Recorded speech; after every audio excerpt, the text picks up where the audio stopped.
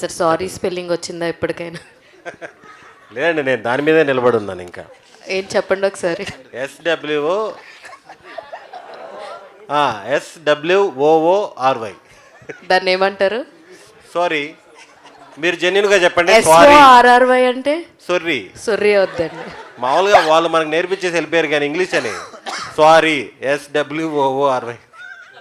Sir మీరు ఫ్లోలో సొర్రీ అంటే తొర్రి అని వచ్చేసింది నాకు. But coming to me character ఎంతలా ఎంజాయ్ చేస్తారు ఆడియన్స్ అంటే ఏం చెప్తారు? నాది త్రూ అవుట్ క్యారెక్టర్ చాలా బాగా ఎంజాయ్ చేస్తారండి. ఇక్కడ ఫ్రెండ్స్ క్యారెక్టర్ లాగా ఉండదు ఇది. ఒకరినొకరు తిట్టుకుంటూ, అంటే బాగా గ్రౌండ్ లెవెల్కి వెళ్ళిపోయి, ఒకరు ఆటో డ్రైవరు, నేను బిర్యానీ అంగడి, కాలేజీలకి బిర్యానీ సప్లై చేసే క్యారెక్టరు, మనోడు కటింగ్ షాపు, చాలా గ్రౌండ్ లెవెల్లో కామెడీ అదిరిపోయిందండి, చాలా బాగా వచ్చింది. రియల్ లైఫ్లో బిర్యానీ వండటం వచ్చండి మీకు?